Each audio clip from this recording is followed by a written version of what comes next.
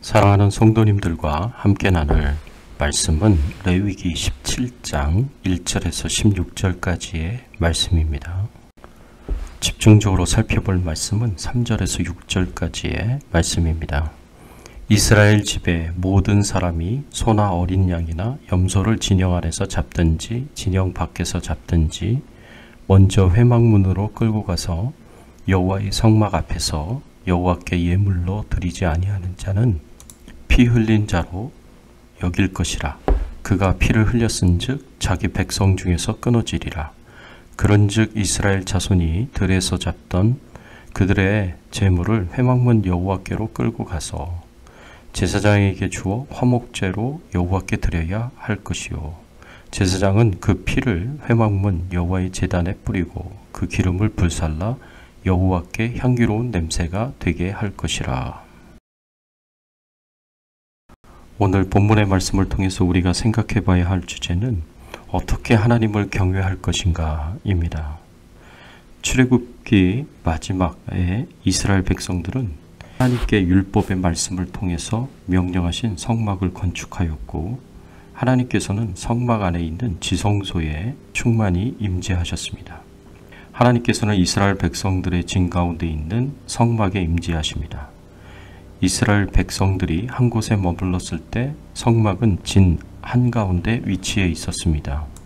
그리고 이스라엘 백성들이 이동할 때에도 성막을 분해해서 이동하는데, 법궤는 맨 앞에 이동하고 그 다음 위치에는 성막을, 그 다음 위치에는 성물이 이동합니다.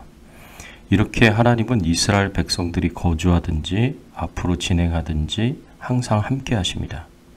그런데 하나님께서 이스라엘 백성들과 이렇게 밤낮으로 함께 하신다면 이것이 축복이 될 수도 있고 저주가 될 수도 있습니다. 하나님은 지극히 거룩하신 하나님이신데, 지극히 거룩하신 하나님이 이스라엘 백성들과 밤낮으로 함께 하신다면 이스라엘 백성들은 생존을 위해서라도 거룩해야 합니다. 이스라엘 백성들이 거룩하지 않다면 하나님의 진노를 받을 수 있습니다. 하나님의 진노를 받지 않는다면 하나님께서 이스라엘 백성들을 떠나실 수밖에 없습니다.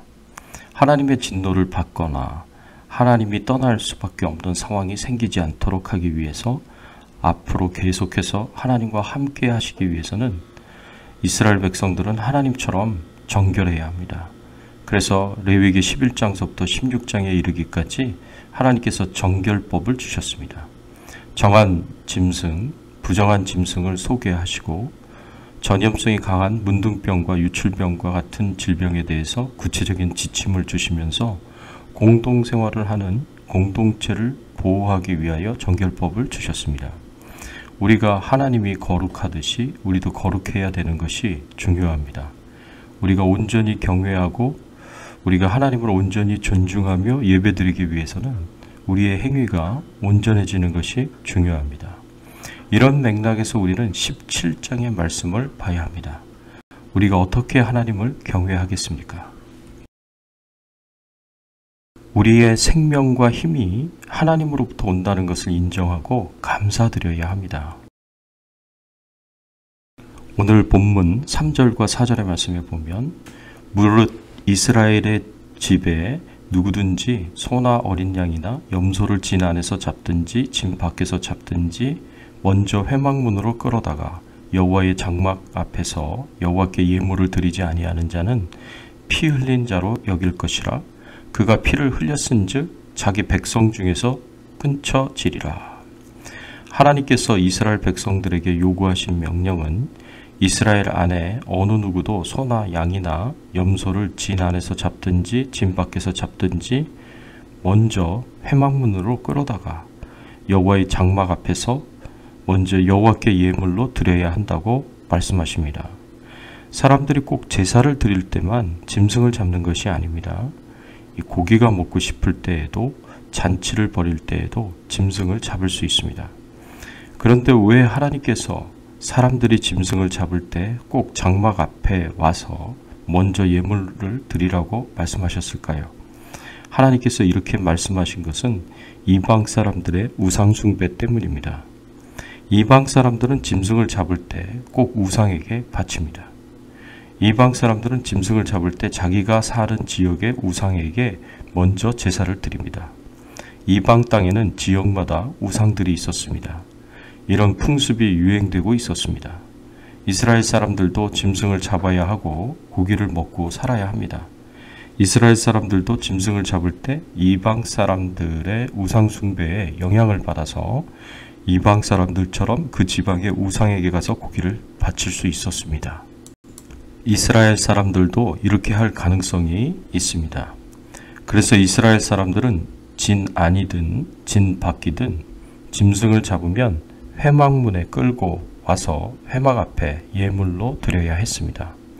이렇게 회막 앞에서 하나님께 예물로 드리지 않는 자는 피 흘린 자로 여길 것이라고 말씀하십니다. 그런데 하나님은 짐승을 잡으면 다 예물로 바치라는 것이 아니라 여기서 예물은 짐승의 피, 짐승의 기름 부위만 하나님께 드리고 나머지는 잡은 사람의 것입니다. 본문 5절과 6절의 말씀에 보면 그런즉 이스라엘 자손이 들에서 잡던 그들의 제물을 회막문 여호와께로 끌고 가서 제사장에게 주어 화목제로 여호와께 드려야 할 것이요 제사장은 그 피를 회막문 여호와의 제단에 뿌리고 그 기름을 불살라 여호와께 향기로운 냄새가 되게 할 것이라. 짐승을 잡아 하나님께 먼저 제물로 드릴 때 모든 것을 드리는 것이 아니라 짐승의 피와 기름 부위만 드립니다.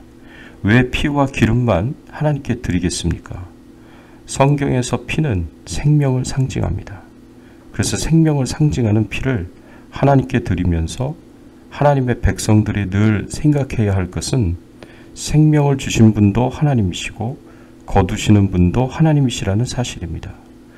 생명은 하나님의 것이고 사람의 권한에 있지 않습니다. 그래서 피는 항상 하나님께 돌려야 합니다. 그리고 피를 함부로 다룬다든가 피를 하나님께 드리지 않고 다른 곳에 흘리면 생명을 소홀히 여기는 자가 됩니다. 그리고 피를 우상에게 바치는 자는 하나님을 욕되게 하는 것입니다. 이런 자는 백성 중에서 끊어지게 될 것입니다. 기름은 힘을 상징합니다. 힘도 피와 마찬가지로 하나님의 주시는 것이기 때문에 하나님께 드립니다.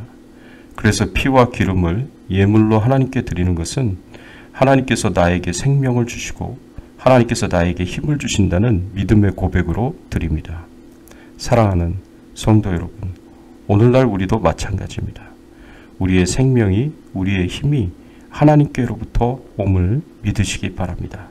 찬송가 93장처럼 예수는 나의 힘이요 내 생명 되시니 구주 예수 떠나 살면 죄중에 빠지리. 눈물이 앞을 가리고 내 마음에 근심 쌓일 때 위로하고 힘주실리 주 예수.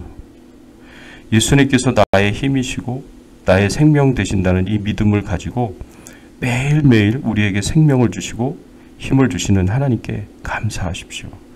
그리고 더 나아가서 겸손히 하나님을 의지하여 생명을 주시고 힘을 더하여 주시기를 위하여 기도하십시오. 그래서 오로지 하나님만 사랑하시고 하나님께만 영광을 돌리는 저와 여러분들이 되시기를 예수님의 이름으로 축원합니다. 함께 기도하겠습니다. 하나님 감사합니다.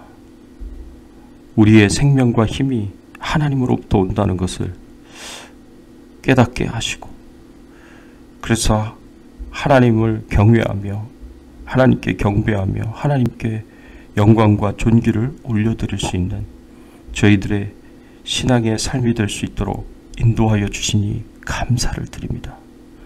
우리의 생명이 우리의 힘이 바로 예수 그리스도이심을 우리가 깨닫게 하여 주시고 그 예수 그리스도를 떠나 죄 중에 빠지는 삶을 살지 않게 하여 주시옵시고 우리가 아무리 힘들고 어렵다고 하더라도 우리를 위로하고 힘주실 이가 바로 예수 그리스도임을 늘 기억하면서 하나님께 찬송과 경배와 영광을 돌리고 하나님만 의지하며 살 수 있는 저희들의 신앙의 삶이 되게 하여 주시옵소서.